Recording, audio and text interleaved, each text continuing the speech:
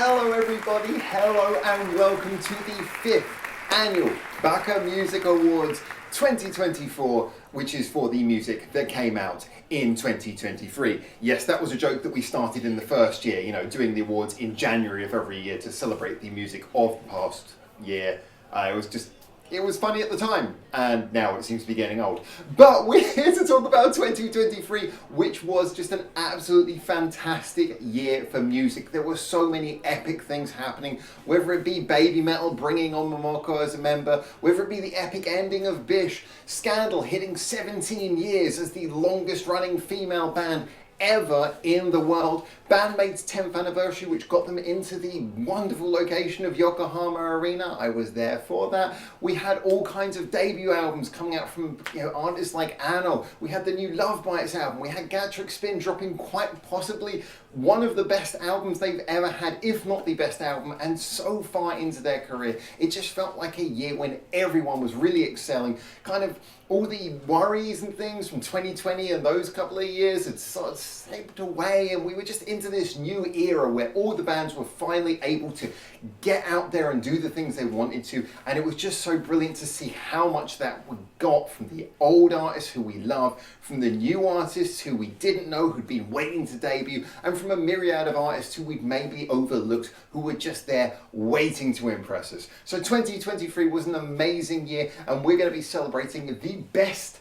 music and other things from that year. And on that note, I should probably get down to talking to you about how this is going to work. See, if you've been here in previous years, you'll know how we do these Baka Music Awards. They tend to be in segments, and the same is true this year. Yes, the first segment of this year's awards will be what we call the Baka Awards, the ones that we put together that might be a little bit different, that you wouldn't necessarily see on other award shows, the kind of things where, it takes a certain special type of imagination to come up with them. And we have many special imaginations on staff because as it's the 5th year, so many of our previous presenters, new presenters, including Ears to the East guys, they're all sent in their own little video clips of awards they wanted to give that I'll be including in this as well. And on top of that, after we've got through the Baka Awards, we'll be moving on to those all-important merit-based awards, the ones where we give the prizes out for what we just think are the real excellence of 2023, the real things that we think stand out so much that we just had to give them that little bit of credit. Now, there is one little extra thing going on this year as well, which is going to add a bit of spice to it. See, as it's the 5th year, we wanted to do something very special. And there have been so many people who've said things before, like, wouldn't it be really cool if, I don't know, Benedict and Neon, if they both met, the two guys from Ears to the East. You guys have been saying, what about if Bubbles and James met? The two guys who helped me found Baka Broadcast to begin with. And would you believe it? They've never actually met before, even though they're both in the UK. Never met. What about if all of them met? What about if all of them met with me? Yep, we have organised it. I've been talking to them, and we are going to end this year's award with them. They're on their way, coming here to do a big final moment for this award. So I'm recording this now, then after we record this, we're going to go and have our little meetup. That is the plan. But anyway, first of all, let's move on with our first award. So our first award for today is one that was first introduced to these awards 2 years ago, and in both of those previous years it has been won by Baby Metal. Yes, it is the Best Hiatus Award. Now, Baby Metal themselves did get back together in 2022, which is why they've been doing so many epic things in 2023. So let's see who is the big winner for this year, by which I mean last year. Let's see who the Best Hiatus 2023 is. That's what we're going to find out. So this is the format for today. I'm going to show you the nominees, and then after that, you'll get to see the winner. So let's jump in straight away with our nominees.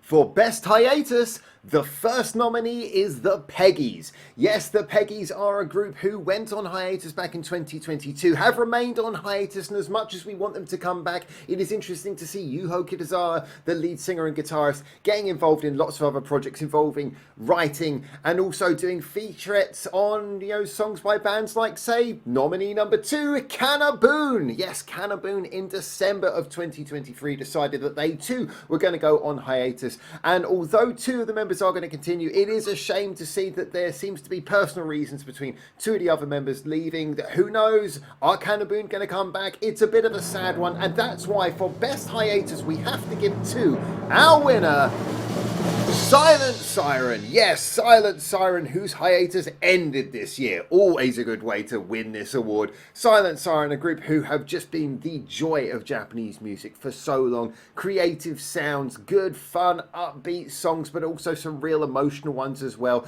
They did initially seem to break up after losing their original drummer, but have decided to come back bigger, better, and hopefully stronger. They've announced new songs as well to be coming in 2024, a new mini album. They've already had their first live show at the end of 2023. So what a way to end a hiatus that, I gotta be honest, I thought might have been permanent. A joy to see them back. Best hiatus goes to Silent Siren for not being in hiatus anymore.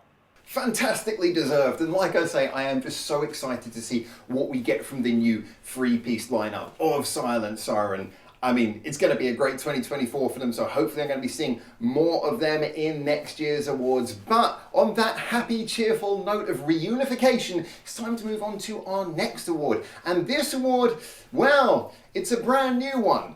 It is the award for the best fight in a music video. Yes, because music is something that often gets very passionate, very emotional, and that can boil over into full-on conflict. So we thought we would celebrate this year by looking at the very best fights in music videos. Because there's been a lot of passionate music, here are the best fights.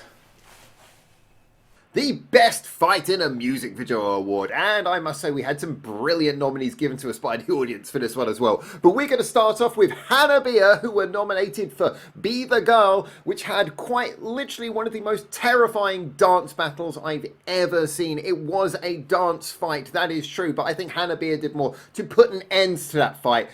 Credit to them, but therefore not quite a winner this year, maybe next year. The next nominee was Aimee with Magical Destroyers. And yes, there was a lot of people getting chopped up. It was all in silhouette, I must admit. Did knock a couple of points down for that, but ultimately still a lot of fantastic fight going on there. Our next nominee is Niji no Conquistador with Mileage. Thanks for suggesting this one, guys, where it was pointed out to me that there was quite a convincing bum-to-bum fight. I mean, great stuff, not quite the winner this year. I'll leave it at that. Next up is Wasta with Suman Inu, or Sorry Doggy, where they literally chopped the face off a dog. I mean, that was pretty violent, but animal cruelty can't quite win it this time. Love you, Wasta, but sorry, can't give you this award. The next one up is Be a Flower by Ryoko Shoku Shakai. I think I'm pronouncing that right, and this certainly does get the idea of having a fight correct, but I must admit there was a lot of gunfighting going on in here. It felt a little bit like, a lot of hiding behind walls and stuff, which means that we have to move on to the actual winner. As much as that was a great one, the winner for Best Fight in a Music Video in all of 2023 goes to #NoBias, Trident for Kick-Ass. I mean, this entire music video was just one big, long fight. I mean, that's pretty much all it was. I loved how they took the fight to different scenes. I loved how it was done with a little bit of a sense of humour. The bit at the end as well, where they went into that slightly The Pretender by Foo Fighters moment where, the mob are coming towards the band. That was nicely played off with a little bit of silly humour. The fights at the same time, for something which was clearly filmed on a relatively low budget, it was fairly well done. It was pretty convincing sort of mob violence. Yeah, great stuff. This was a fantastic song as well, actually. I really enjoyed this. Trident have been on the up and up. Brilliant band. We'll be talking about them more later, I hope. But I have to say, for Best Fight in a Music Video this year, it goes to Trident. And yes, I think that was an undeniably great winner there. Please don't hit me. So anyway, moving on, we have our next award. It's another brand new one, and if I may say so myself, it's probably the most meta award we've ever done on this channel. It is the Best Award Award. And to introduce that today, we have our first contributor video sent in by channel co-founder Bubbles. So let's see who he gives the award to. Hey Howard, how's the wife and kids? Your wife? My kids. The wife was good, by the way. The kids are great, but the bear was the best. Anyhow, when I'm not watching the greatest YouTube channel, I'm here to do awards. Now, hi new people if you're watching. I'm one of the old people. That's not a metaphor, unfortunately. But I'm here to give you the best award. Anyhow, we had two groups to consider in this. Now, I'm going to give you the runner-up, and I think most of you know who it's going to be, especially if you know me. And I'm kind of disappointed that they didn't get the thing, but I understand. I know who the winner is, so yeah, it's perfectly logical. So, our runner-up is the London County Court for the best judgment awarded against me for not paying my council tax in 2023. It was an acoustic set. That judge, you just get lost in his voice. But if I'm here, that only means one thing.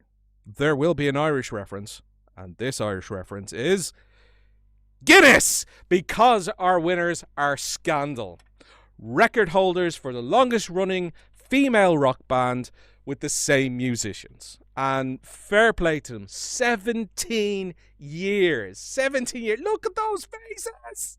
Look at them. And look at this human mullet incarnate. All head banging on top. All business down below. That's how a person should be. It's balance. It's yin and yang. But most importantly, it doesn't take away from the fact Scandal over 17 years have proven they've gotten talent, persistence, they don't mind changing things up, and plus they've done really, really well with their fan base and fan base interactions. So I got to give it to them. And no matter what the naysayers say, oh, they're just Asian girls, you don't like them. Personally, you will die alone in a ditch, and I don't like you. Secondly, oh, there's longer bands and stuff like this. I would like to retort on that, which is I wouldn't piss on you if you were on fire and go take it up with Guinness. Now, after that, I'm just happy to see them get their dues. And, you know, it's nice to know that next year when they hit their 18th, it'll be around then when they'll probably change things up again and Leo DiCaprio will be sniffing around them. It's not all positive news for them. Either way, I hope you have a great evening. I'm going to see you guys soon. And I'm hoping you have a good year. Apart from that, don't forget to smoke crack and worship Satan. I hear it keeps you regular. See yous. Well, at very least, what a great pick, I think we can all agree. Yeah, Scandal, absolutely brilliant. So wonderful to see them finally getting some congratulations for the amazing work they've put in, for the amazing effect they've had on the Japanese music industry, and frankly for being one of the greatest ambassadors this country's music scene has ever had. So, you know, they've never been one of those big viral bands. They've just been one who's trundled along like a rolling stone, building up fans from constant quality and innovation. Yep, just so glad to see them getting some appreciation, even in the form of something as simple as a piece of paper, which is an award. How ironic. Anyway, we're going to move on to the third of our brand new awards now, although this one's actually kind of a return to a bit of a theme that we've had before. See, on this channel, in our community, there's a few running jokes about certain music video tropes that we see again and again and again, but we don't necessarily hate them. In fact, we kind of find them rather twee and fun every time they come up. It could be the fact that every single new band has to have one music video filmed on a rooftop. It can be the trope that we actually awarded an award to in our first year for slow motion girls running through Japan. Very popular trope. It could be the fact that any band who wants to show they have arrived has to have a music video filmed on Shibuya Crossing, or if you're really rich, you can go to that place where they've got a fake Shibuya Crossing and you can film on there with no people. Hey, whatever it is, there are certain tropes that bands come back to, and we've decided that moving forwards each year, we're going to pick one of these tropes and have a bit of a fun celebrating the best band to utilise said trope. Well, this year we're going to be giving our award for the best example of a band using that one warehouse that so many bands film their music videos in. You gotta know the one I'm talking about. The little walkway. Anyway, let's have a look at the nominees. There's going to be a few. Alright, the award for the best music video filmed in that warehouse / hangar that every single band seems to use. We got a lot of nominees, so let's get started. We've got Regal Lily, we've got Hotte, we've got Rhythmic Toy World, we've got Toys Now, we've got Angame, we've got Rise, we've got Otherworld, Humpback, One Funny, Twistars, El Friede, I really like them, and we've got Special Thanks, I really like them, but the award has to go to the winners for this year, and possibly the only year.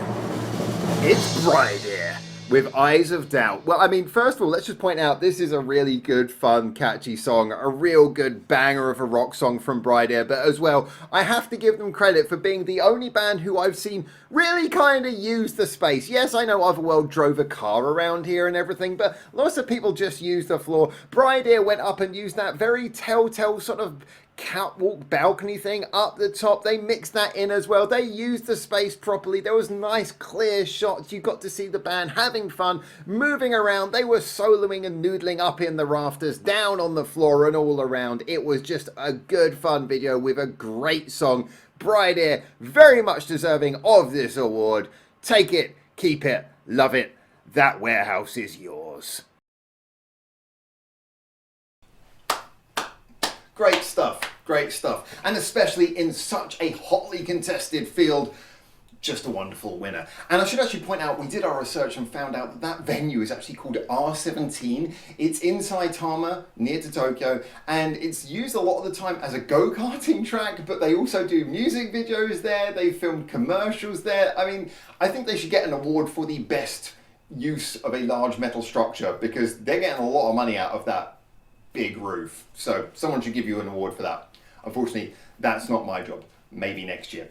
Anyway, moving on, we have got our next award, and this is another one of those contributor awards. Now, as you guys know, Neon has been a friend of the channel for a good few years now, but he's never actually appeared to give a full award on this show before, and he's making his debut this year. Now, the interesting thing is, he sent me in his video, but I'll be honest, I think he was taking it a little bit more seriously than everyone else. So I'll talk about this to him when he arrives, but let's have a look and see what he sent.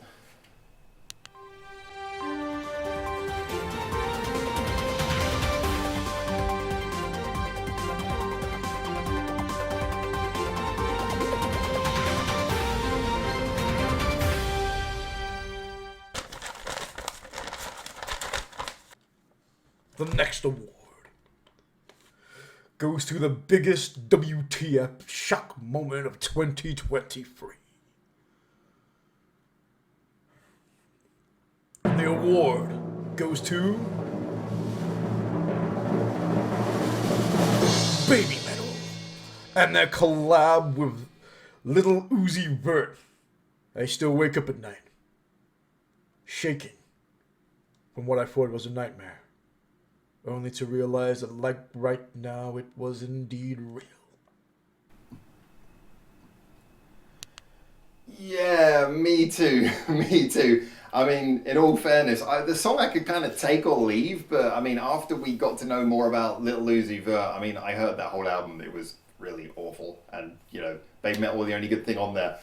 Yeah, just, that was not the sort of direction we wanted them to go into, but so glad that that was followed directly by them doing that song with Tom Morello, which just sort of countered it perfectly. What a brilliant song that was mentally. Hopefully we'll be talking about that song a little bit more later, maybe. The thing is, though, really glad to see that Baby Metal had some great stuff to counter out that particular terrifying moment. But anyway, moving on, we're going to move on to another award, a very special award coming into its 5th year. And I'll be honest, this is an award that we've often played off as a little bit of a joke because, you know, it's a very time-honoured, long-standing award, and that is basically the award for the best presenter. And okay, I know I've been doing this for 5 years, and it kind of makes sense not to give the award to myself because that would be arrogant and weird. But you know what? I've been through a really hard time, and I feel like patting yourself on the back occasionally, giving yourself a little bit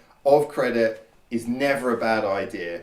So rather than just giving the award to myself, I decided instead to open it up to the audience and give you guys the chance to put in the name of the best presenter. So I'm really glad to... this. Let's see what it is. It says, Best Presenter Award 2024, awarded to me. Yay! Thank you guys. I haven't actually presented anything on the channel yet, but I hope to see a lot more of you next year. Bye! And richly deserved, I might add. Richly deserved. I put it up for vote. Anyway, moving on, as I'm riding on this wave of being on a high, I thought I'd do the next review as being the most disliked review of the year award. We've done this for 5 years, and I'll be honest with you, when we were looking through the stats to see what the most disliked award this year was, I was kind of impressed actually. So it turned out to be our review of ROT by Razor Swillin, which got an audience consensus of, was it like 84.62% it's saying on the screen. That's the percentage it got. 84.60% as a positive. So not many dislikes in all fairness. And I think this is so good. I mean, when we first started doing this awards, I think the first one we got was like a 30% like ratio. And that was when James and Bubbles had more contribution to the channel. But it's really weird. Like last year it was up in the 70s. This year it's up in the 80s. I feel like just as a general, we're becoming better liked. I don't know whether I'm just becoming more personal, but it's really good to see people are enjoying the videos. I mean, even like I say, that Razor Swillin video, it was the most disliked and people still liked it and we still got really great comments. So I think we can kind of retire this award until I next do something utterly unforgivable and piss a bunch of people off. But that was a good one. I was really happy about that. So it did kind of pick me up. Anyway, moving on again. As mentioned, we have got some wonderful contributors on this channel, and we've got our next contributor award coming in from Benedict. Now, Benedict is just such a lovely, interesting guy. You might know him as he recently joined Ears to the East as the 3rd presenter, where he just clicked immediately with us guys. We really love having him there. And I first got to know him because, frankly, I was looking for people to help me promoting Dadadams, which is obviously a big part of 2023 as well. We'll be talking about them in a little bit as well. But I was looking for reactors to do reaction videos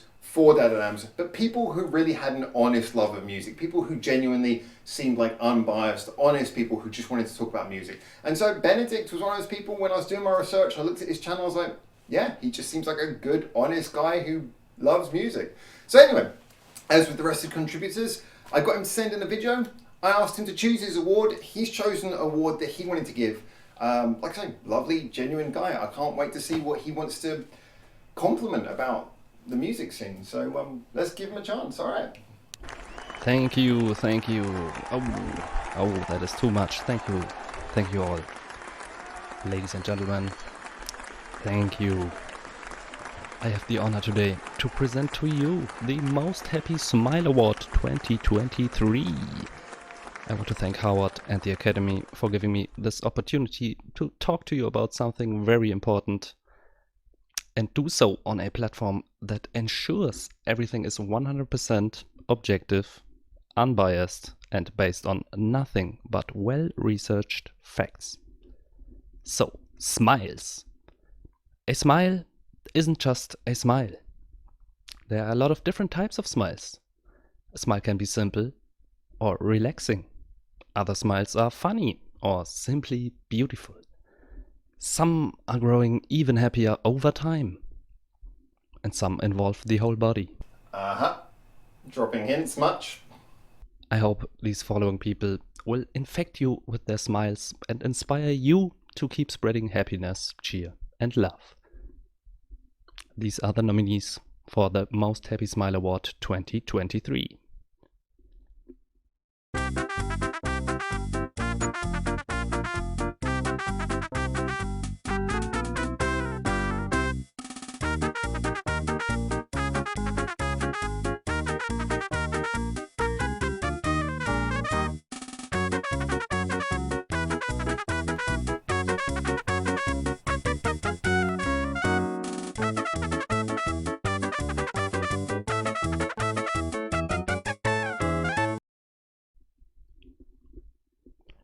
And now, the winner of the Most Happy Smile Award 2023. A drum roll, please.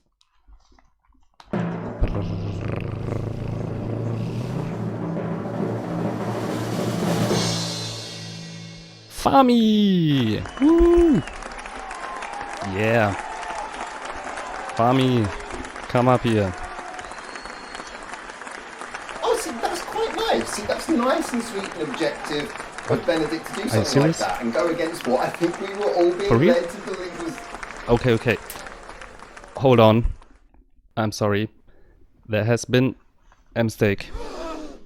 They gave me the wrong envelope. Oh, no, don't do it. Don't do it. Don't do it. Now, the winner of the Most Happy Smile Award 2023 is actually more metal. No, I am serious. Yep, we're screwed. Fami, I'm really sorry. After this blunder, I will probably disappear from east to the east, like Yui from Baby Metal. Ooh.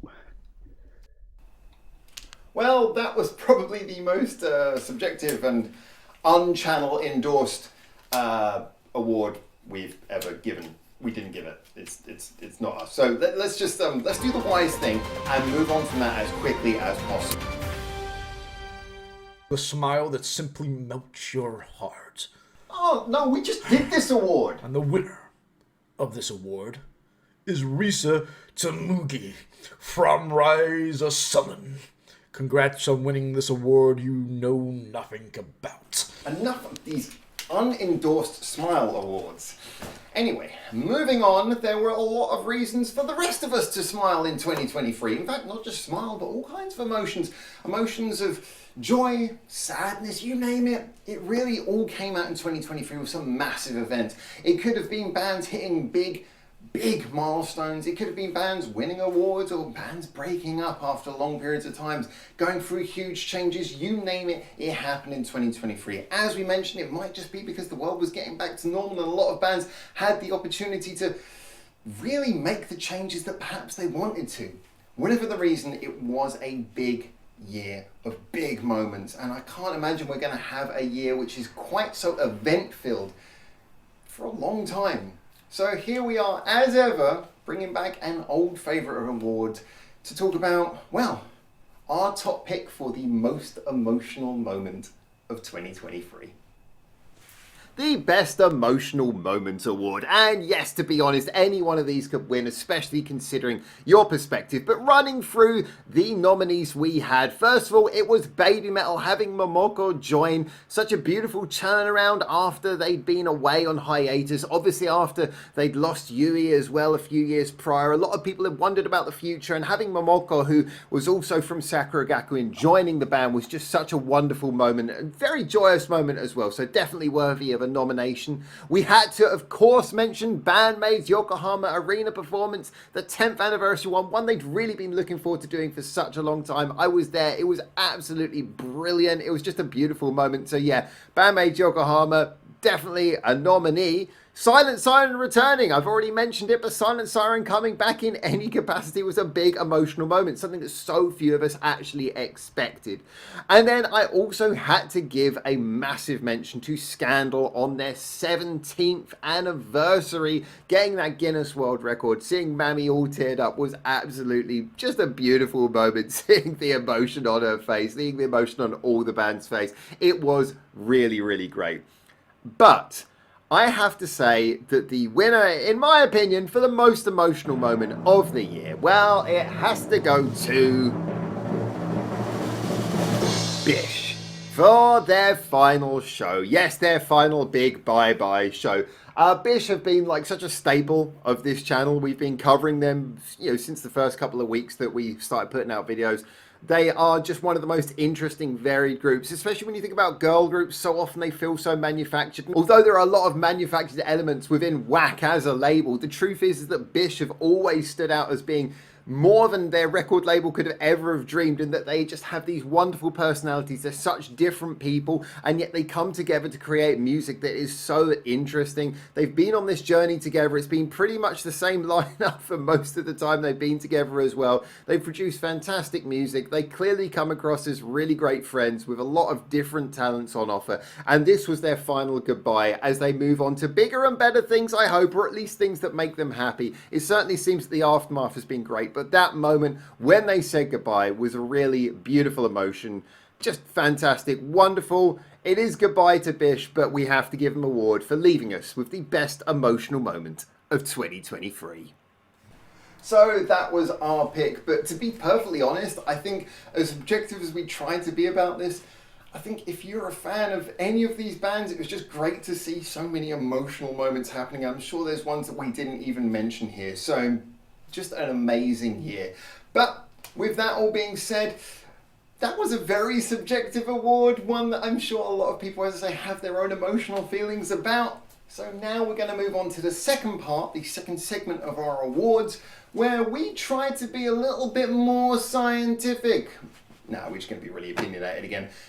These are our merit-based awards. Good luck. Okay, so here we go with the big awards. I mean, these are the big ones because, frankly, all but one of these awards has been in every single award ceremony since we first started doing this. These are the ones where we are going to try our best to give our honest, best feelings. When I say we, it's me, yeah.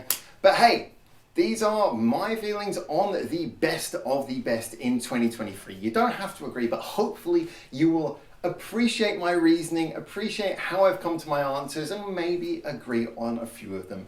And on that note, let's start with probably one of the most controversial ones, which is the Best Musicianship Award. Now, this is an award that's been won in the past by groups like Band-Maid, Glimspanky, Trident. It's not an award for just, frankly, being the technical best. I'm sure there's other people out there who give awards for that. No, the way I look at this is it's the person who knows how to be complicated when they need to, knows how to be simple when they need to, knows how to play in a band arrangement, or as you can tell from our previous winners, sometimes it's just bands who work well together, where the musicianship is so fundamentally part of what makes them great, but it never overpowers the writing. It's all musicianship for the sake of serving well-written songs, getting the most out of them, and really allowing you to feel the emotion coming through the instruments, feel everything in the song, taking a song to its max through sheer performance quality.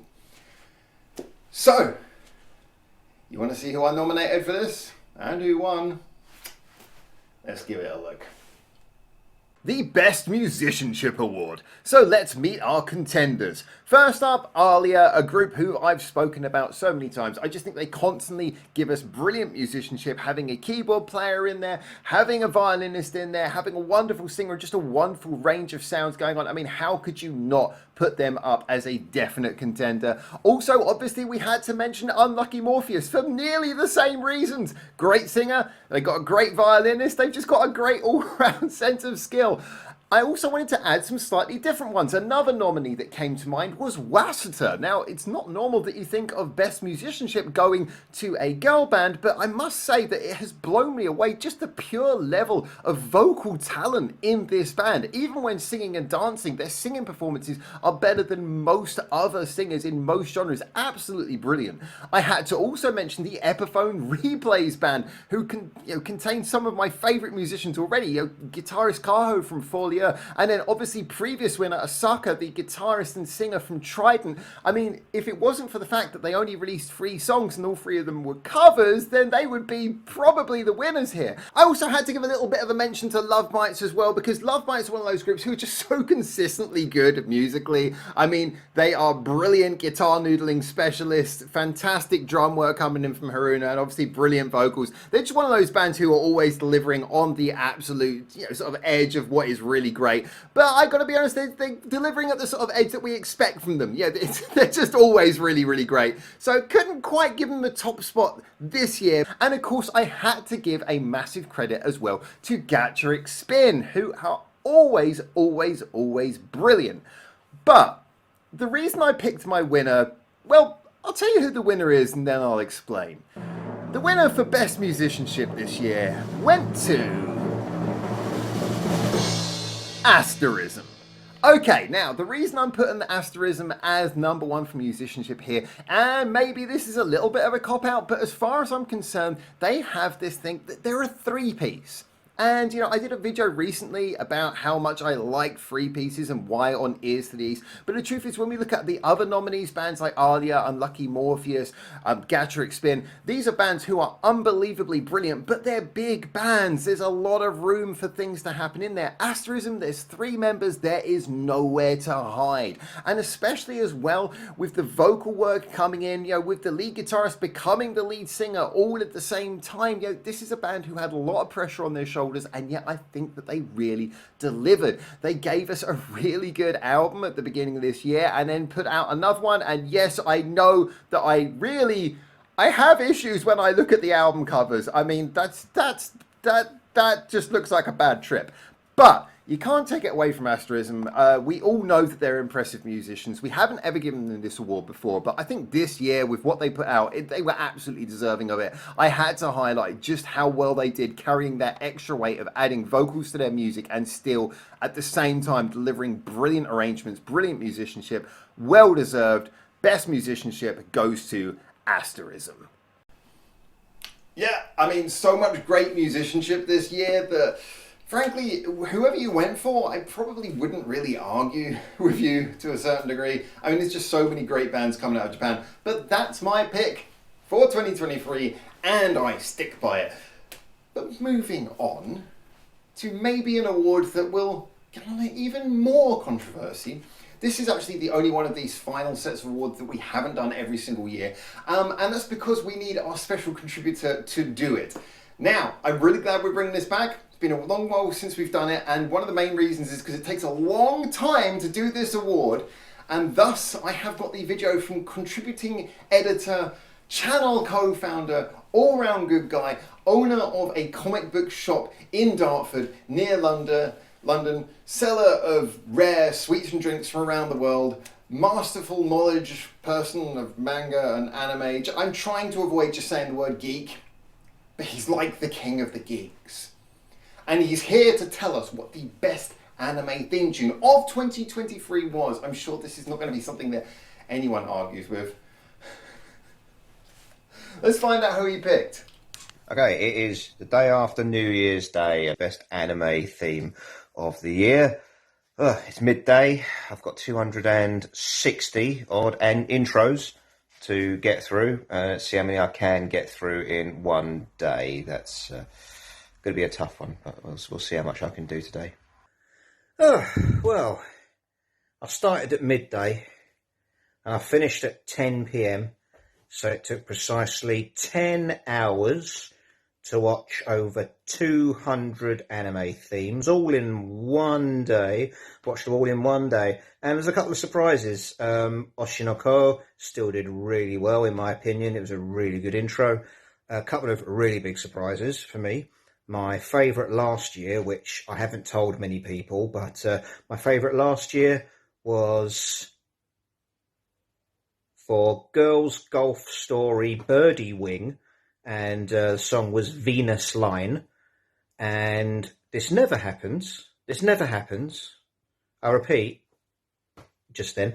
But Birdie Wing, Girls Golf Story, came back for a second season this year, and in a unheard of move, they used the same theme again this year. And as someone who has watched anime themes, all of them every year for the past 3 or 4 years, that's not happened at all. So it had a very good chance of getting the same award twice for the same song. But another big surprise for me this year is that Tonikawa, Over the Moon, or Over the Moon for You, which was my favourite a couple of years ago, is back for a second season with a theme that is just as good. Maybe not as good. It's close. It's really, really close. But my favourite this year, if I have to choose quickly, which I do because I'm running out of time, is it's kind of a disappointment when it's a not mainstream, but a very popular series. So it's a little bit of a disappointment. One or two notable themes this year were Ayakishi Triangle, which is a bit of an ecchi series. In fact, the manga is published by a upper-rated publisher in English. It's published by Ghost Ship, I think, rather than Seven Seas. But their theme was very good. And there was this kids anime, I think, or a web series or something about Egyptian gods, and that had a really good theme tune as well. It was so hard to choose. I had 16 themes, 15 or 16 themes in my 7 out of 10 or above list. Another one that scored really highly with me was, I think, Under the Tree, by Sim for Attack on Titan. Yet again, a bit of it's not so much of a disappointment, a little bit of a disappointment to me, because I want to discover something new and something underrated. But when a mainstreamish series gets a really big, impressive theme, it's like, I didn't really discover something that no one else has heard. But it has to be, Jigoku Dane, Hell's Paradise, Jigoku Dani Paradise, I think it's called, but Hell's Paradise in English, which is popular. And the manga has come out and it is popular, and the anime's come out and it is popular. But the intro has a really good hook. It's got a really good distinguishing feature. So that is it for me this year. If I had to choose quickly, which I kind of do now, it's Hell's Paradise. I think the theme is called Work. So yeah, I've remembered the title of the song and everything, but it was close because Venus Line almost had it again, and Tonikawa almost had it again, which is incredible. Without bias, it was almost Tonikawa again. It's incredible. It still is really good, and I kind of wanted to disqualify it from winning because it had won in previous years. But so that is my choice. Congratulations, anime. We'll see what is available in this next year. I want to try and do it season by season this year rather than waiting till the very end of the year, because 10 hours of sitting there and watching anime theme tunes is fine, but it's not great. It's fine, but not great. So I better get going because there's shower noises coming from the... that's how much time I don't have. I'm actually having to do this while someone's in the shower. So. All right, until next time, thanks everyone. Maybe, catch you in another stream or something, but happy 5th birthday, Bucker Awards, yeah. I gotta be honest, it's kind of a good pick. For anyone who doesn't know, the song also features Sheena Ringo, and, so having a song with Sheena Ringo on it is always a plus. I also really have started to more and more like the song Idol by Yoasobi, which he mentioned was the theme tune from another anime. I know more about the music, he knows more about the anime. But yeah, that one's grown on me probably after seeing your Asobi live. I just have a grown appreciation for that song now. But yeah, really good songs, and I hope that James will be back again to do this next year, because it looked like that took it out of him for 1 year. And yes, I know he does binge the anime theme tunes every year. In fact, he did the exact same thing last year and just ran out of time to do the video. So he does this every year. Hopefully he finds a way to make it manageable so he can keep on doing it, so that we can actually present it as an award every year. Anyway, let's move on to the next one. Now, the next award that I was going to give is the award for the best surprise. And we are going to give that award, but just after I mention one thing first. See, the Best Surprise Award is one that we give every year to the artist who's really just sort of like grabbed my attention. It could have been an artist who was around before the year, but they've just suddenly jumped up. You know, something's happened where they grabbed my attention and suddenly they've gone from a, you know, maybe I hadn't heard of them, or maybe just a name that's been bounded around, to something where I go, wow, the future is here. And well, that's an award that I want to give this year as well. But before I do that, I wanted to do a little diversion. See, the Best Surprise Award is always, like all of these awards, given to an artist who is, you know, in the popular spectrum already. You know, an artist who's probably signed, probably famous, they're probably having releases, doing tour dates. You know, even if they're a debutante, they're an artist who are certainly already financially backed. And of course, a big part of 2023 was, well, we spent a lot of time working with unsigned artists who were coming up, artists who were doing like really amazing things who didn't have that backing. So before I move on to doing our Best Surprise Award, I wanted to take a little moment to just talk to you about that and explain why there isn't an award for that, but why that's just one of the biggest parts of this year, and it's going to be one of the big parts of the channel moving forward. So here you go. 2023 was the year where we really started working with a lot more unsigned artists and really getting to know their stories. I mean, as you guys know, one of the biggest of them was Dams, the Tokyo-based girl group who just brings so much joy to everything they do. Not only do they get on the stage and deliver a completely unmissable and quite unique rock pop performance where they have all of the joy, colour and energy of a pop group combined with the headbanging quality, the attitude and the great songs of a rock band. But on top of all of that as well, they're just fundamentally lovely people. Getting to meet them and interview them was a big milestone in this channel. From the minute I saw them, I knew I wanted to work with them, and talking to them was just a brilliant opportunity to see those personalities come out, see the real stories and the real characters behind all of that stage persona, and also behind a lot of the joy that they try and transmit, really understanding how they genuinely feel about what they do and how it brings them pleasure to make other people happy in these small venues doing this kind of music. It was a wonderful chance to see something quintessentially uniquely Japanese as well. And on top of that, it wasn't just Dams. As much as we love them and as much as I've been wearing their t-shirt in every single video this year, there were also some great other bands. I mean, the first band who we really saw who really kicked off a lot of this was actually Gambit, who I went to see after reviewing them, and it was just a wonderful atmosphere. And from there were so many other bands who we picked up along the way, and one of the big ones that I have to mention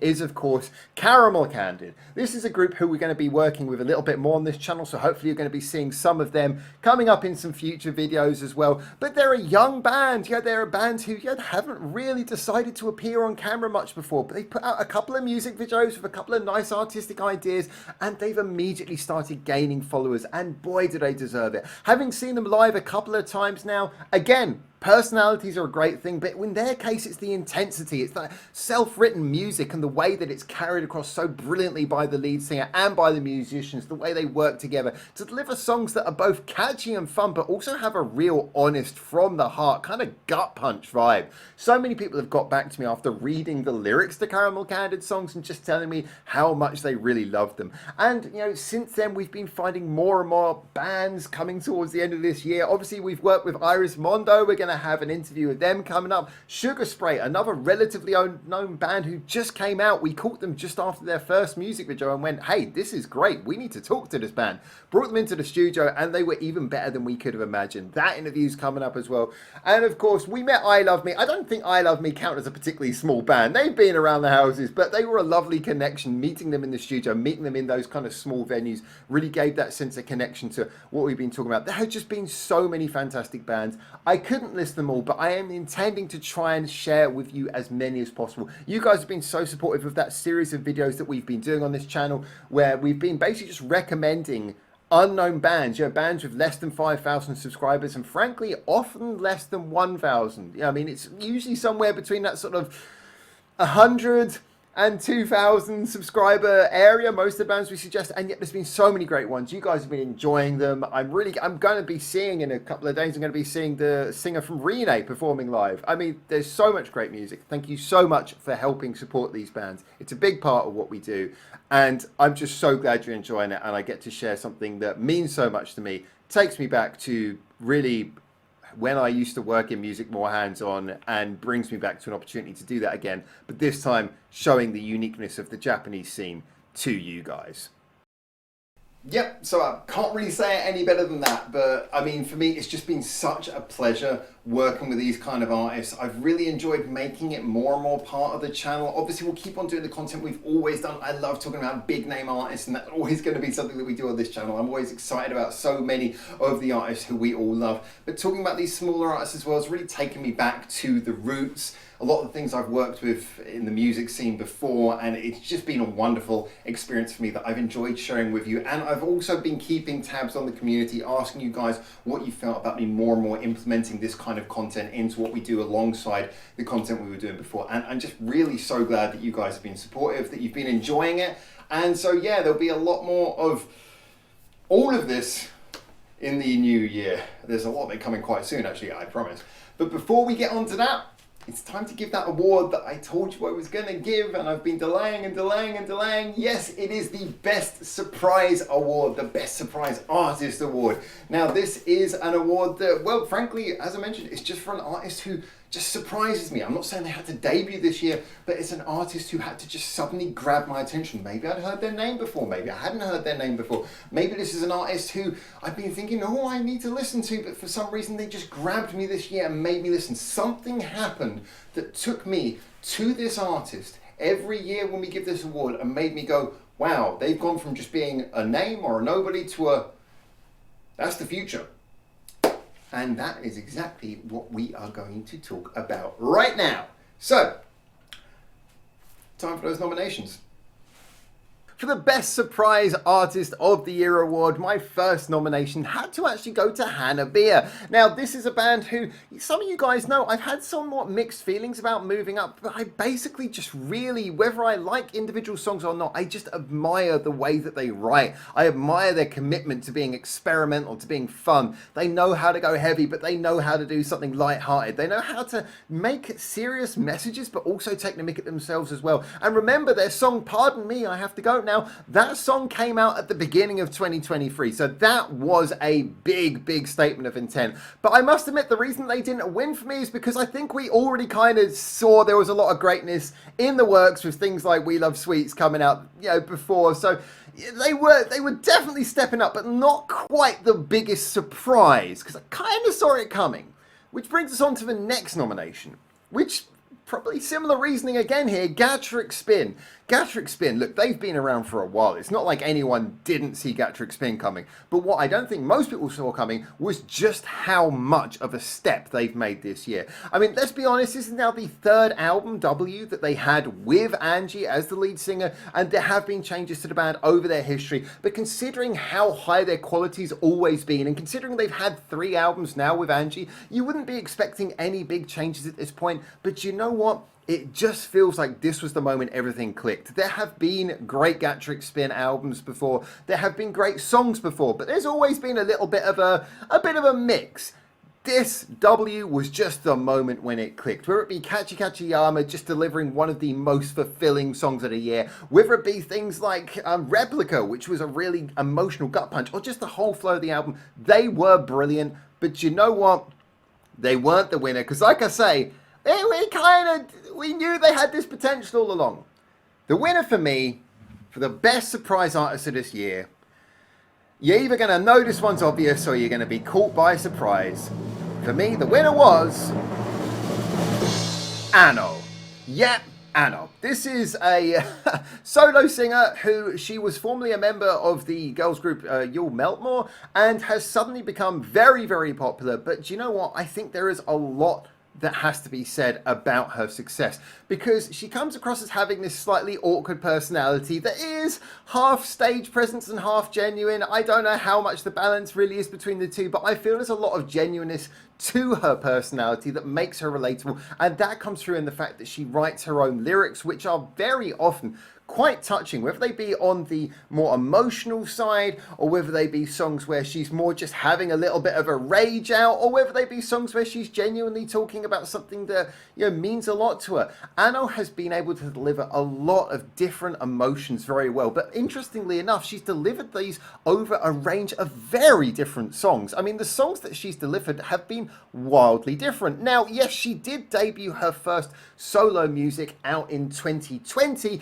and so, you know, she has had a few songs around, and I'd occasionally picked up one here, one there, but I'd never really related that it was all the same artist because they had been so different. So when I first heard that she was building up to an album, I thought I'll pay a bit more attention. Someone played me her first take appearance. I was like, wow, this is actually really quite good. And then I started putting together all the dots and going, wow, all these songs that I thought were quite good are all by the same singer. And then the context made sense. This is someone with a huge amount of emotional honesty, a sense of real pop fun, able to write genuinely really great songs, and at the same time has a massive variation. She's nothing like any other artist, and although she has been slowly ticking over a few songs that have been really great singles, when she dropped her debut album at the end of 2023, most of the singles were relegated to a second disc, and disc one was a genuine album. It felt like an album. It didn't feel like just cobbling together a bunch of singles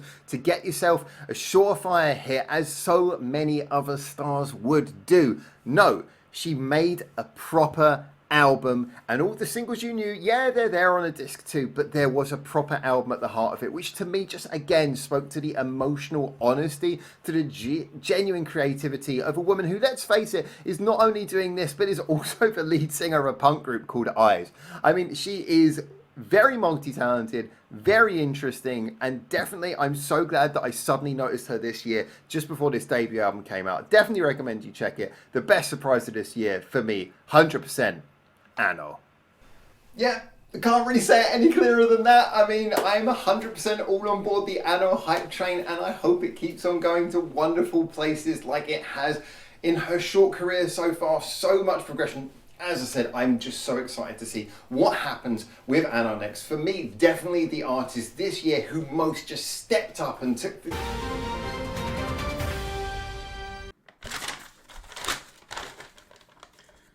The next award goes to the band that really stepped up in 2023. No, I literally just did this award.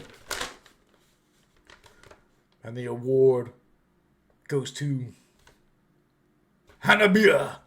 Congratulations, girls, on a great 2023. May you shine just as bright in 2024. I mean, okay, fine. They were great. I already gave the award. Officially, Anno wins. Anyway, moving from upcoming greatness to, well, established greatness, it's time to give out actually kind of a special award, this one. It's a bit different from a lot of the others. We call this the Pride of Japan Award, and this is basically for artists who are taking music from Japan, taking it out to the rest of the world, but making it so that the rest of the world wants to look back. You know, the artists who bring in new fans by giving them a taste of Japan for being interesting, different, fun, but also really good quality music. The sorts of bands who bring in fans just like the sorts of people who we are, the people who watch this channel, the people who love Japanese music. Now, this is a little bit of a different award from other awards here for many reasons, and one of them is this is the only lifetime award we give on this channel. It's the only award that you can only win once. Looking at previous winners such as Wagaki Band, Scandal, Bish, baby metal. It has to be one time because, you know, that's what it is. It's a lifetime Pride of Japan award. It's putting you in that pantheon of artists who we just feel have left a legacy of good quality Japanese musical relations with the rest of the world. Not selling the country as just being some cheap gimmick, but selling it as being something of genuine quality that can bring in fans, whether they be music addicts or casual listeners, just because the music here is so damn great. So anyway, this year, who are we going to pick? Well, we're going to get around to something that we've been putting off for a little bit of a while. See, this is an artist who, I mean, the quality is always there. And I guess there were certain things that we had to wait for. We just wanted to see a little bit more of that international touring post-COVID. Maybe wanting to see how they would keep on releasing new material. Maybe we wanted to see how they would deal with their 10th anniversary. Yep, we had to finally get there. And as much as we put it off for trying not to come across bias, I think we're now at that point where it just cannot be denied how much band-maid are absolutely one of the great prides of Japanese music. Our award for Pride of Japan goes to Band-Maid. And wow, what a deserving winner. I mean, what is to be said about this band that I have not said in 100 reviews and videos before, and that a bunch of other YouTubers haven't covered as well, because this is a group who really have resonated so much with overseas audiences. It's taken them a while to build up the success and fame they have, but it keeps on growing, and I think that's because as well as having the fun, cheery image, there's a genuine quality underneath it. I hate to say this, but a reason why a lot of people turn to Japanese music is because of the fact that there's just such a starving need for music that's interesting. I mean, how many times in the West do we have to hear bands who come out where the bass player plays the exact same thing as the guitarist? Well, you're not going to get that with Japanese bands, and one of the most quintessential examples of that is Band-Maid. I mean, from Misa's amazing bass lines that seem to go all over the place, at the same time manage to hold everything together, to the fantastic drum work of Akane, which is just so absolutely perfect. She knows how to get the most out of every single song, and once again, it sounds complete. It doesn't sound like someone playing for attention, but just putting everything of the song together. And then you combine that with the amazing vocals of Psyche, which is backed up by also increasingly really powerful backing vocals from Miku and the other members of the band as well. You have the fantastic lead guitarist who just happens to be even better as a songwriter than a guitarist. Yes, I said it and I stand by it. She's an amazing songwriter, and that's the real strength. Beyond even her amazing guitar playing that she brings to the band, absolutely love the way that she writes the songs. And then Miku at the center, I say she's improved her ability so much as a singer, also as a guitarist, really holding the center of the song very strongly together. But on top of that, she is the visionary who's given this band this quirky, fun image. I've said it as well about the personalities. There's nothing particularly interesting about bands who come across as fake, who are too gimmicky, who it's all just there to wow you, but then gets tiring after 10 seconds. But we also don't want to see rock bands who stand there scowling, looking moody and angry like they got some sort of argument with their parents. Band-Maid are the perfect example of a group who know how to entertain. They're playing the maids' roles, but in actuality, all they're really doing is taking what appears to be their genuine behind-the-scenes personality and just turning them up to 11. They're just being themselves, but a little bit more amped up for the stage, and that's what makes it fun, that's what makes it sustainable, that's what makes it genuine, and that's what makes it relatable. This is a group with brilliant music, brilliant personalities who've been entertaining us all and don't seem like they're gonna be stopping. I'm really excited for the future. I'm also very impressed by the past, and you know what? I am so happy to say for our 5th year, our Pride of Japan award proudly goes to Band-Maid. There you go, and I've got to be honest, for every person who's probably totally on board, there's going to be one person who's going to be saying, oh, you're so biased, and yeah, look, I can't deny it, we're a big fan channel of Band-Maid, so many people love them, I love them too, but I can't deny that if there was any bias in this, it was probably just leaving it 5 years to give them the award because we didn't want to come across as being too biased. But yeah, Band-Maid, I mean, how can you argue with that? I'm pretty sure that no one would argue. Fantastic and absolutely a pride of Japan. But anyway, we're going to now move on to our final 3 awards, the big awards. And first of all is Biggest WTF personally probably my favorite award of the year, which is the award for the best bridge. Yes, what makes or breaks a song? A bridge. What shows fantastic songwriting? A bridge. What makes a song just more than another catchy chorus? A bridge. Bridges are that part of the song where, you know, we have the verses, they're cool, they usually deliver a lot of the lyrical message. We have the chorus, that's the bit that makes you come round and round again, and we all know how a chorus works, but a bridge is where the rules go out the window. You can do so many interesting things, you can take your song in so many directions. A bridge doesn't have to be complicated. A bridge can sometimes just be a very creative use of your time, and we gave the award previously to Band-Maid for doing basically a row of solos in Influencer. That made a really good, because the whole way they progressed to top of each other, they made a really good bridge. Truth is that bridges can be many different things, but ultimately they have to show creativity. They have to show a songwriter is confident enough to take the song in an interesting direction, or do something that they know builds it up to that final crescendo. Takes you from the established beginning of the song where you know what the song sounds like, you like it, and give you enough energy to make the ending so much more powerful than everything that came before. Leave you wanting more, not just because of the chorus that you've already heard before, but because of the way that you were built up to that chorus. Yes, the bridge. You can tell I like them, can't you? So, when we give this award, it's something that I take a lot of time thinking about. And I did this year as well. So, do you want to meet our candidates and winner? Let's go. The Best Bridge Award. This was a really difficult one this year. I tried to come at it from different angles, but however I looked at it, I always narrowed it down to the same few. First of all was IME with Magical Destroyers. Yeah, this one really split people, but just the fact that the entire middle of the song, like the entire middle half, just seems to be this bridge where it goes into a totally different direction. I was really blown away, but just how bold this song was, how much it wanted to do something really different, really interesting, and for me at least it worked. It really worked the way it started in one tone, went into this whole different place, made the entire middle a bridge, and then came out to this wonderful crescendo. For me, it was a brilliant example of how to do a bridge, but I know a lot of people felt it was too much or it was too weird, and, you know, you could argue that maybe being half the song, it's a bit hard to call it a bridge, but I still stand by the fact that that was an absolutely brilliant one. But moving on to our next one, this was probably the simplest of all the picks, which again was Trident with Kick-Ass. Now, Trident are a band who've got some really interesting, complicated songs, and Kick-Ass is probably one of their most simple ones, but as I mentioned when I did my review, it's like they've got all of the simplest qualities that make up, you know, their best songs and really refined them. And in Kick-Ass, the bridge was very interesting. It went to this really cool little riff and then just very cleverly, halfway through, changes this time signature. Just takes out one of those beats and makes it much more rhythmically interesting, and takes this riff that's already making you headbang and just turns it into this really exciting, mad sort of flurry of notes just by doing the simplest change, and it builds it up so beautifully for the last chorus. I really love that. The only reason I couldn't give it the win, to be perfectly honest, is because I loved it for its simplicity, but it was simple compared to our winner, that's for sure. I must, however, give another nomination to Baby Metal with Metadi. Yeah, look, I know we haven't mentioned Baby Metal maybe as much as you'd expected in this year's awards,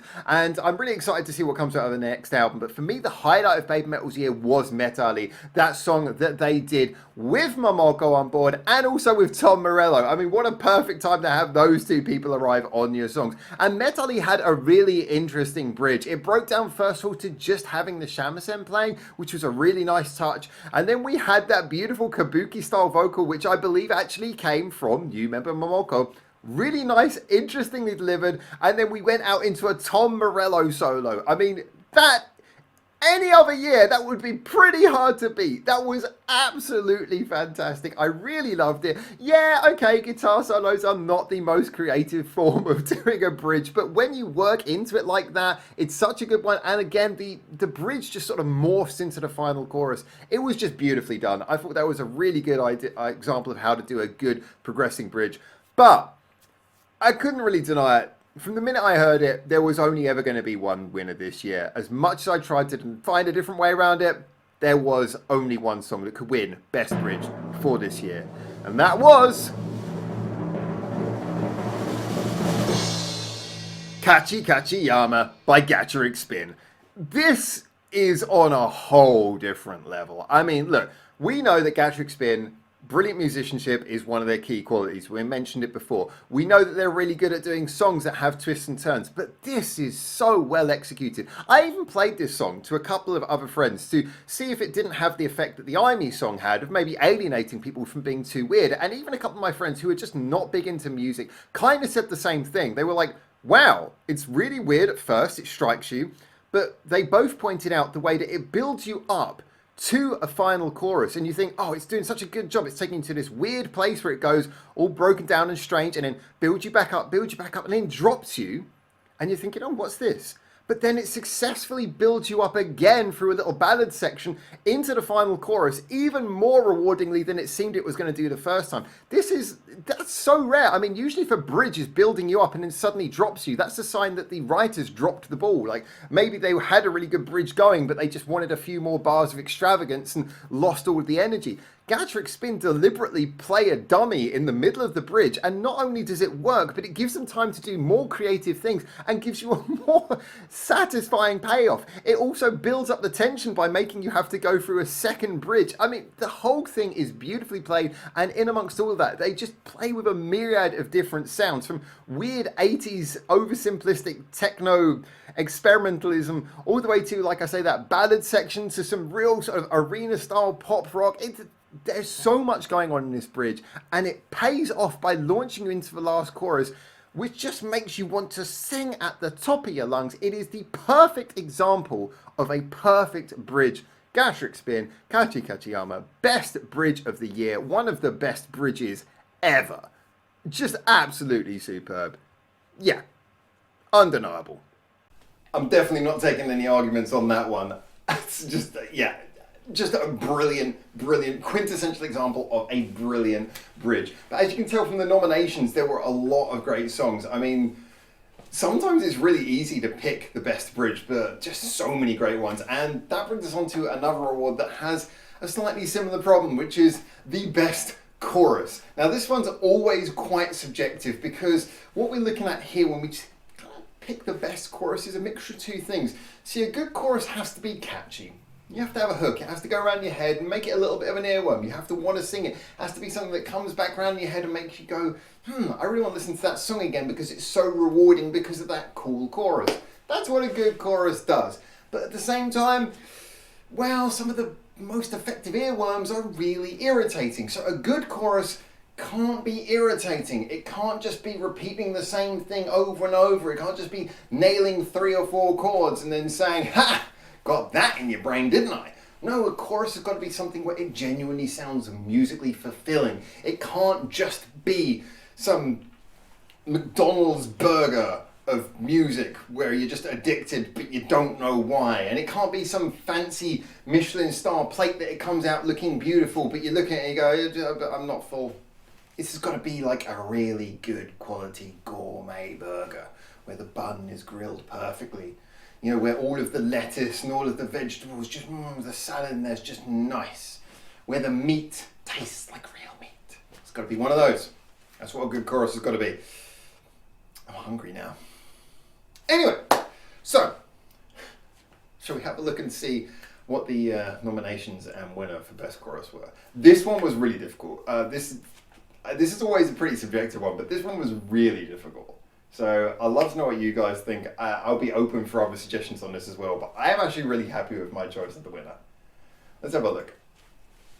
Our Best Chorus of the Year award, and yeah, let's get the first nomination out of the way because you probably already know it is Gatrick Spin with Kachi Kachiyama. Yeah, I had to nominate this one because, as I mentioned in the previous award, that bridge just leads you into a final chorus that is so damn fun. You just want to sing it at the top of your lungs, and it's obviously aided by the brilliant musicianship of Gatrick Spin in the background. What a fantastic chorus. I defy anyone to listen to this and not get really wrapped up in it. Our next nomination is Wednesday Campanella with Prince Shotoku. Now this is an interesting one because of course Wednesday Campanella have been masters of the radio-friendly songs already before this point, always good at writing great choruses, and the most famous song of the recent era was Edison, but I felt Edison was a good song, but with a slightly repetitive chorus, Prince Shotoku took them in the right direction. This remains one of those definitely radio-friendly songs with an earworm-like quality, but it's more interesting. It takes advantage more of Utaha's fantastic vocal skills with a little bit more melody and rhythm going on in the chorus. It's equally as catchy, if not more catchy, but with a lot more quality going on in the music. I love Edison, but Prince Shotoku is just a whole different level. Fantastic chorus, not quite the winner this year, but really just cements what a brilliant chorus writing group Wednesday Campanella are. But moving on to our next nomination, this is something very different, Nemophila with Odyssey. Yeah, this caught me right at the end of the year, and what a surprise, just the ultimate arena rock chorus. Another one of those ones that just makes you want to stand up and sing at the top of your lungs, even if you don't know the words. This, to me, was a real example of taking that wonderful voice that sits at the middle of Nemophila's sound and really making the most out of it. Yes, it's not the most musically complicated song Nemophila ever done, but one of the great things about Nemophila is they really know how to understand a style. And with a style of music like this, it's not about twiddling, it's about adding those right little bits, and that's what you get. You get the right amount of little guitar harmony in the background and everything that helps layer underneath the vocals and build it up to be so big, so dramatic, so theatric, so brilliant. I really love this chorus, but not quite the winner. Moving on to our next nomination, in fact the last nomination before the winner, and I wanted to give this one the win so much. It was Wasta with Suman Inu. I love this song and I love this chorus, and I am so addicted to this. This is probably one of the songs that I have listened to the most in 2023. In fact, all my wrap-up information said that I did listen to this song almost addictively. It is so much fun, and the chorus is super catchy. It is absolutely just, it's to die for. I am aware though that I might have a little bit of a bias because of the fact that this is just such a feel-good song, and it's so irreverently different in the fact that it has dog and cat sounds in it, that I am kind of biased towards it just out of the fact that it gives me such a genuine sense of smiley, happy fun. The chorus itself doesn't really do anything we haven't seen before, but it is so effective. It's one of those ones where I'd say any other year I'd probably have given it to Wasta Fusumiani Inu, and do not ever take anything away from just how brilliant this is. But the winner for this year for the best chorus goes to Necrai Talkie with Bloom. Now, this is a song, I haven't even dropped a review for this song yet. Necrai Talkie are a group I've always enjoyed, but I haven't really spent a huge amount of time in really focusing in on their music of recent, because a lot of what they've been doing has just been sort of sticking to the Necrai Talkie sound. It's fun, it's irreverent, it's a little bit different, but Bloom was such an interesting one. Ever since it's come out, I've been hearing it on the radio all around Japan, and I'm not surprised. This song, apart from having that fun, playful musicianship that we're used to from Necrai Talkie, just goes to a whole nother level in being ultra catchy, but not in that tiresome way. The chorus is its whole melodic journey that wraps up beautifully. It has changes in the chords that keep going. The lengths of the chords are different. It's not just sort of plodding through chord patterns. It's not just repeating the same chords. The melody, as I say, has a whole journey that goes through. It has emotional intensity to it as well. It's fun to listen to. It is a good upbeat chorus, but it just feels like it's got emotional intensity behind it as well. Like there's a little bit of genuine passion going into it. This really wraps up everything that you want a chorus to be. I just really enjoyed this song. It's definitely an earworm, but it's one of those ones where as much as it keeps on coming back into your head, all it makes you want to do is say, yeah, let's listen to Bloom again. Brilliant song from Necrai Talkie. Really impressed to hear them coming back with something so true to their normal sound, but also so wonderfully using it to create a brilliant single. There you go, best chorus of the year, Bloom by Necrai Talkie. Yeah. As far as I'm concerned, best chorus of the year. As with any good quality chorus, it's an earworm, but it also manages to be filling. It's musically enriching. And yeah, I know that, I'll say this with the awards, there's always a possibility you could come to me with another suggestion and say, hey, Howard, what about this song? And I could totally understand your reasoning, but I hope you can understand my reasoning and the reasoning that goes behind most of these awards. And talking of awards, it's time for our last one. But for this one, we're going to go outside, yes, because the final award is, as usual, the best video song combo, basically the best single release of the year, and that's always the last award we do. It's a big one, but as mentioned, I'm on my way to meet all of the other guys. I've got a little bit of time to get across there. We're not quite at the meeting time yet, so I'm going to go and record this final award on the way to the big final Baka Broadcast Contributing Editors Meetup. So, without further ado,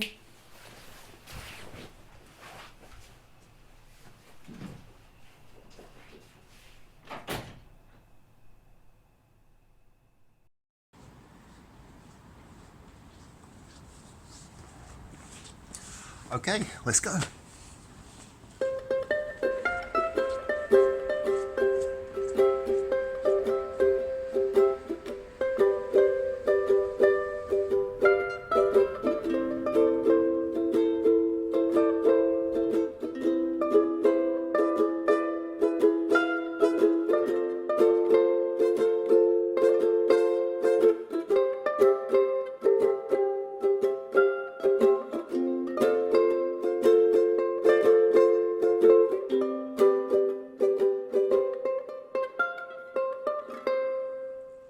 So, I thought that I would stop off at this beautiful and historic location to present our final award for this year. And our final award, as with every year, is for the best video song combo. Basically the best music video and single to come out together and just make something awesome that we could all enjoy. And this is something that we always do as our final award. It's a bit of a strange one because I know a lot of people have said in previous years, what about just doing the best song or the best album or the best music video? The reason we don't really do that is because one of the things that makes Japanese music so special for me, and I know so many of you, is the fact that it is not refined to genres, that it is so varied.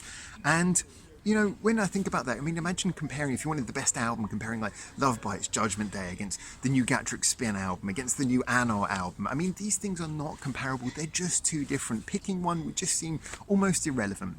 So in a way, it has to be something fun that just sort of resonates in a slightly more macroscopic way. And so when I'm looking at the best song and video, really we all get excited about when there's a new YouTube premiere for a new video by a band we love, because what it is, first of all, not only is it usually the first time you get to hear a new song, not always, but a lot of the time, but also you get to see the band putting their entire presentation behind it, their image, their personality, everything comes through, especially if they're working with a good director. It's a real chance for you to just bask in the joy of the artist you like. So this really is an award for the band who we think paid that off best, for the moment when we watched a music video and thought, you know what, yeah, that's just everything. That's all of the personality, all of the energy that we wanted from a band, whatever that personality be, whatever that energy be. We've had some great winners for this in the past, and you know what, the list of nominees was really tough this year. So we're going to get into showing you that list of nominees and the winner for our final award of the year. Alright, best video song combo of the year, our final award for the evening. And yeah, you know, there were so many to pick from. Like I said, this year was so brilliant musically. I'm going to just jump straight in with a nice controversial first nomination, which was Wasta with Sumana Inu. Look, I said this a moment ago, I'm just going to cover it again. I've played the death out of this song. I know it's not for everyone, and it might not be your pick necessarily, but you can't deny there is something just ultimately very fun about seeing the group run around with this small person in a fluffy outfit with a drawn-on face, and at the end just chopping the face off. The video is a lot of fun. It's cut well to go with the music, so it all works beautifully. As I said, the music for me is just a bundle of fun. It's a little bit irreverent, a bit crazy, having those dog and cat sounds in the verse, which might not work for everyone, but for me is just such a punk move to do something that crazy. And it has a brilliant chorus to boot that is just super, super catchy. This is one of those ones where everything works together. The video is joyful and crazy in the same way as the song being joyful and crazy, and it all comes together in a package that just makes your day feel better. This is one of those songs that just put a huge smile on my face that stayed. It might not be for everyone, but I definitely think it was worthy of a nomination. Which moves us on to our next nomination, Baby Metal with Metali. And yes, I'm sure that for every person who's happy that this is in the nominations, there'll probably be someone who's upset that it didn't win, because the truth is, if there was an event music video for the year, if there was a biggest, most noticed music video, it would have probably been this one. Metali was just such a big event. As I mentioned, the addition of Momoko finally appearing in the band, in the music, in the video, and then having Tom Morello, the musical legend, there as well. It was such a great thing to see, and the music video really worked with that as well. I loved how it starts with the sort of traditional Japanese setting, but obviously sort of played up on a little bit of a soundstage set, and the way that all bursts out into that crazy sort of green screen madness that reminds you of the fight scenes from the BMC DMC music video, but then with Tom Morello in the back, it's all big, it's all fun, it's all loud, and it's just oozing with life, personality, and style. It was absolutely brilliant, and I really did enjoy it. I must admit that some of the weird sort of back screen stuff did slightly detract from it, and I loved the bit where they were sitting on top of his guitar, but it did kind of just highlight how much weird CGI was used in the music video. But the charm overpowered any weirdness of the CGI quality and the green screen quality, and just left us with a video that was absolutely tons of fun. I really enjoyed it, I really did, but not quite the winner this year.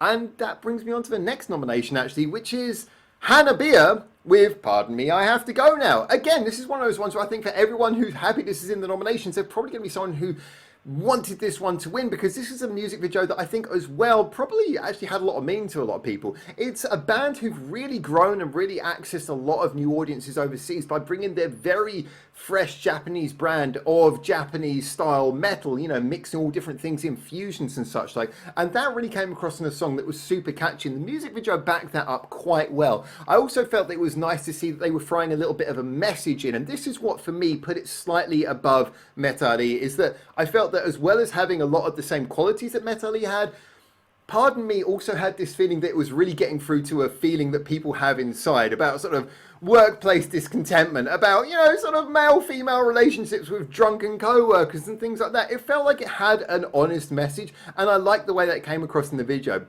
Certain things about the video didn't seem to work as well. There were some bits that seemed a little bit poorly lit. It wasn't quite as colourful as I think it could have been in certain places, which made it look a little bit muddy, but ultimately the overall flow of it was brilliant. The song is absolutely superb. It's one of those ones where, again, even if you're not big into the screams and growls like I am, you can't help but just enjoy the fact the underlying music is so great, and the screams and growls are at least conveying this sense of genuine rage that actually feels totally appropriate in the song. So yeah, Hannah Beer's Pardon Me was an absolute winner for me, and again, I said this with so many songs in this year, this is one of those ones where I wouldn't be surprised if it won any other year. But it's time to talk about the one that did win. And well, don't kill me for this, but the winner of the best song and video combo 2023 is Kachi Kachiyama by Gatrick Spin. Yeah, I'm giving this award as well. Now you might have noticed, if we start by talking purely about the song, how I gave them the best bridge, which is so important. I also gave them a nomination for the best chorus, because the chorus in this song is brilliant as well. If there was a best verse award that there isn't, they'd probably be up there for this one as well. I mean, everything about this song was absolutely beautiful. It takes you through so many things. It rewards you with fantastic musicianship, a brilliant sing-along chorus, a real emotional outlet. It really feels like a song about letting it all go. It has its little turns and twists to make it more than just a simple one-dimensional song. It has all those musical complexities that keep both a musician and a writer entertained and with plenty to come back to. This is a song with incredible re-listen value, incredible complexity, and yet at the same time incredible accessibility. And how does that come across in the music video? Well, it comes across in the music video that is very bright and colourful. Now, many people might be saying, well, this music video is relatively simple. It's mostly filmed on, you know, plain backgrounds and such like, and it's just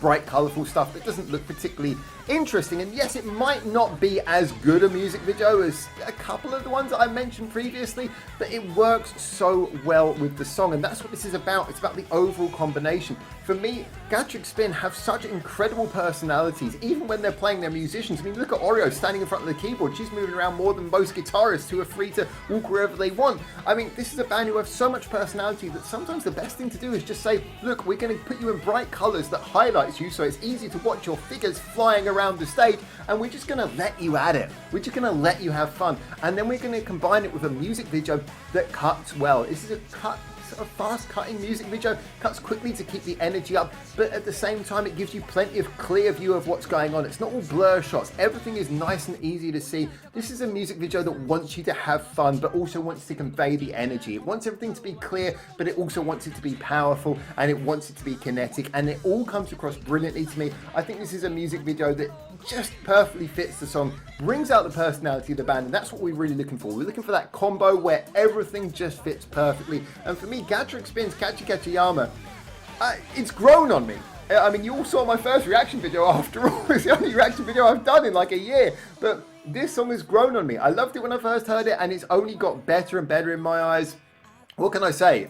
Catchy Catchy Armor, brilliant video, brilliant song. Just everything about it was purely brilliant. I'm absolutely over the moon to have this song available to be listened to whenever I want via the power of the internet. Love it. Catchy Catchy Armor by Gatrick Spin is our song video combo best award winner thingy of the year. And there you have it. I gotta be honest, in my opinion, I think that was a really good choice. I mean, they were all so brilliant. I think any of those nominees could have probably won in pretty much any year, but in this particular year, I was really happy with our choice. And, you know, it just to me shows what a great year 2023 was. And of course, 2024 is coming up. We're really excited about that. But for now, this marks the end of our 5th year in existence. We've now crossed 5 years of being this channel. So I've timed everything. I'm meeting with the guys. We're going to go and have a final sort of photo shoot finish. I don't know if we're going to jump in the air and clap hands and everything's going to freeze frame. The titles are going to come up. But hey, here it is. Our surprise, the big final meetup. I'm going to go see them now.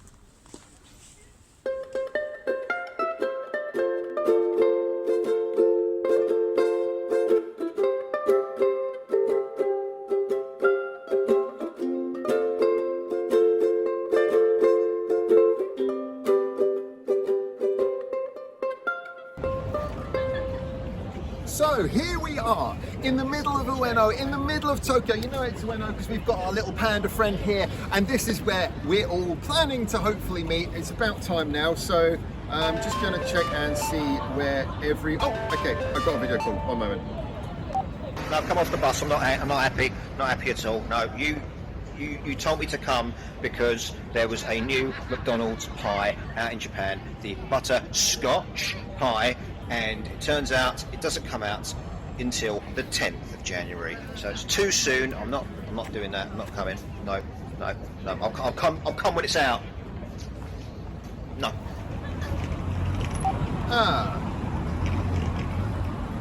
All right. Well, anyway, so should be fine. I mean, we still got some other people who are on their way now, so I'm just gonna check.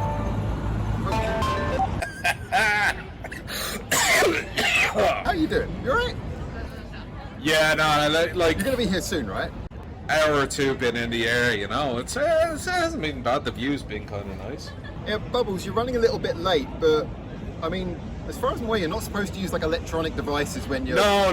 I mean, come on. These things can take lightning bolts. So, I mean, like, in the grand scheme of things, it's... Hey, is that Neon's house over there? Okay. Why is his house getting closer?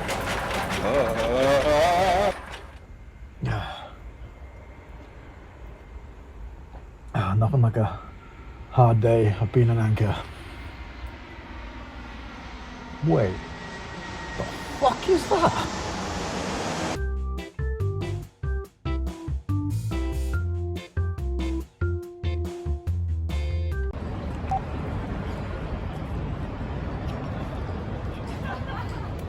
Probably not. It's probably not coming. But that's okay. That's okay. I'm not alone. I got one chance left. Anyway, let's check this out. Hello Howard, I was approached by the Wolfpack, some nice Love Bites fans who told me to tell you something. I love Love Bites. Love Bites is the greatest band in the world, and Fami should have won the award instead of Moa. That is absolutely my fault, and that's why I will not be able to join you at the award this year. Okay, will you let me go now? Well, I guess at least you still got me. So, not quite this spectacular finale I was looking for, but I appreciate you all for being here. As always, another great year. 5 years, you know. 5 years and just me. But, you know, I mean, Choka? Hey, Tucker! Hey, Howard, what are you doing here? I mean, like, so I was recording. Oh, and you're it was, filming. It was this big thing, and there's the audience. okay. Yeah, everyone's Oh, watching. Hello, everybody. I'm Choka. Nice to meet y'all. Make sure you check out my Twitter to see what I'm up to. Bye. And thanks y'all for the award. Yay!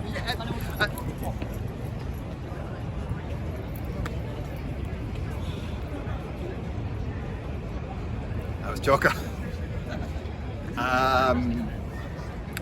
So anyway, 5 years. Big finale. Big finale. Big finale. Success.